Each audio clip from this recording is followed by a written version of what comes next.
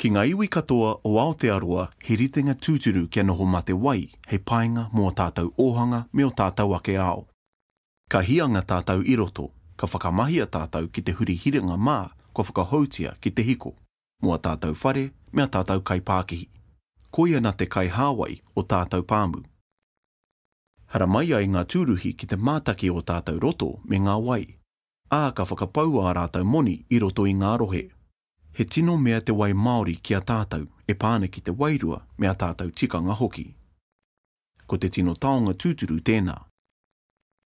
He maia he tini ngā hua kei roto I te wai Māori mō tātou e pāne ki te whakatipu moni, engari kei te mohi o tātou, kaori te whakamahi a tātou. Nā, ka piki ake o tātou kaute, me tūpato tātou, ka pēhea tō tātou whakamahi I te wai, hei painga mō tātou tamariki, ā mea tātou mokopuna, pēnei hoki I a tātou. He kaupapa tā te kāwanatanga ke tini ake ngā hua mo te whakamahi a tātou wai. Ko tohi atu te kāwanatanga ki ngā kaunihera ārohe, ka whakawhaititia a rātou huanga wai, me te nui ka whakahaere ki te pupuri ki te whakapai ake te huanga o te wai I roto I tō rātou rohe. I naenei ke te tono atu ke arahiti a rātou me ngā taonga hoki hei āwhina I a rātou. Kei te whakatakototia I rātou, ētahi tikanga rereke kia taea ai e koe me tō kaunihera te mahitahi kia whiriwhiri a koutou he aha o koutou hiahia e pāna ki te rawa wai, kātahi ka whakatakototia I roto I te kaupapa ārohe.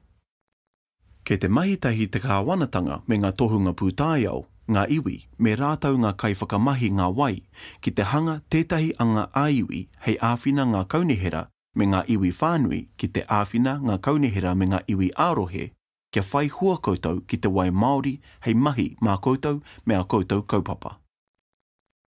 Ko te whainga a ngā āiwi he taputapu hei āwhina ngā iwi ārohe ki te whai he tikanga tātai he rite hoki.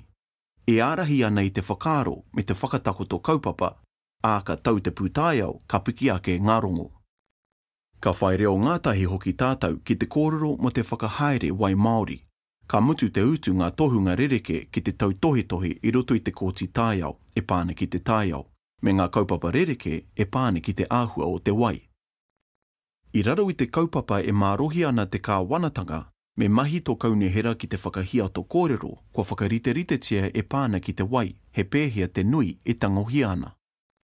Mai nei rongo, me te anga e āwhina koe me tō kaunihera ki te whiriwhiri, he aha he mahi mā koutou e tika ana ki a koutou tikanga, me ngā whakahaere e hiehia ana koutou.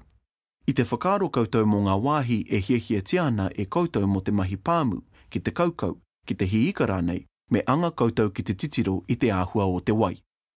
Hei tauira, kia itia ke te taumata o te I kaulai, me he mea ke te hiehia koe ki te kaukau, tērā pea me whakapiki ake te whakapai I ngā wāhi mo ngā paruparu. He taiapa rānei me te whakatipu ota I te taho o ngā wai.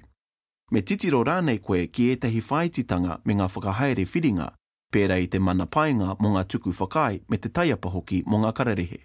Ka taia e koe te whakahaere etahi wā he whakarite ki ngā ture hau me ngā ritenga e pai ana ki te rohe, kia whai wā I ngā kai Pākihi ki te whai mai I te kaupapa.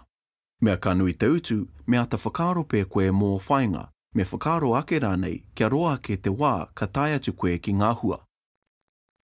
Nā ka mutu tō titiro ki ngā kaupapa rereke, kua whiriwhiria e koe ngā tuoputanga ka taia e te kaunihera te whakatakoto I roto I a rātou kaupapa mo te rohe.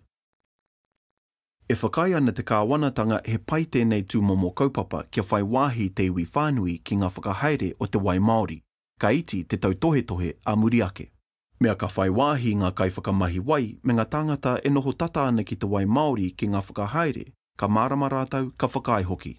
Ka kore pē kitea ngā tono pīra I roto I te kōti tāiao, ā ka iti ake ngā utu, ka roa ake ngā whakahaere, ka mohi o tūturu ngā kai Pākihi me ngā kai whakamahi wai te painga o a tātou wai e whakahihi ai tātou.